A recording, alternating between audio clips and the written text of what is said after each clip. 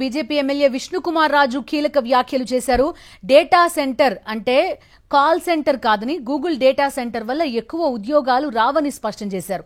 1,80,000 ఉద్యోగాలు వస్తాయన్నది అవాస్తవం అన్నారు విష్ణుకుమార్ రాజు. చాలా మందికి డౌట్స్ ఉన్నాయి, చాలా మందికి ఏ విధంగా అయితే ఎంతమంది ఉద్యోగాలు వస్తాయని చెప్పి అదొక సంశయం ఉంది.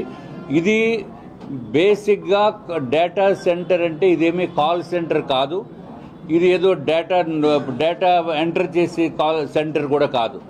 ఇది ఏదైతే ఇన్ఫర్మేషన్ స్టోరేజ్ ఇక్కడి నుంచి ఇతర దేశాలకి కూడా పంపించే పరిస్థితి ఉంది.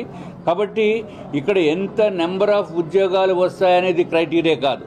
అంతేగాని ఏదో 1,80,000 ఉద్యోగాలు లేకపోతే అని మాట అది అప్రాప్రియేట్ కాదు. అన్ని ఉద్యోగాలు మాత్రము అది డైరెక్ట్ ఉద్యోగాలు రావు. మందికి డౌట్స్ ఉన్నాయి, చాలా మందికి ఏ విధంగా అయితే ఎంతమంది ఉద్యోగాలు వస్తాయని చెప్పి అదొక సంశయం ఉంది.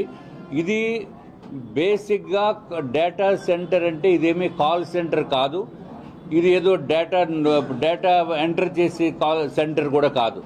ఇది ఏదైతే ఇన్ఫర్మేషన్ స్టోరేజ్ ఇక్కడి నుంచి ఇతర దేశాలకి కూడా పంపించే పరిస్థితి ఉంది. కాబట్టి ఇక్కడ ఎంత నెంబర్ ఆఫ్ ఉద్యోగాలు వస్తాయనేది క్రైటీరియా కాదు. అంతేగాని ఏదో 1,80,000 ఉద్యోగాలు లేకపోతే అని మాట అది అప్రాప్రియేట్ కాదు. అన్ని ఉద్యోగాలు మాత్రము అది డైరెక్ట్ ఉద్యోగాలు రావు.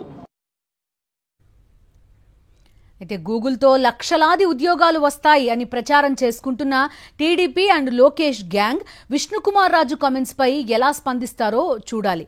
స్వయంగా కూటమిలోని పార్టీకి సంబంధించిన ఎమ్మెల్యే చేసిన ప్రకటన కూడా చూస్తున్నాం. మొత్తానికి విష్ణుకుమార్ రాజు కామెంట్స్ తో కూటమి డొల్లతనం బయటపడిందని మేధావులు, ప్రజా సంఘాల నేతలు అభిప్రాయపడుతున్నారు.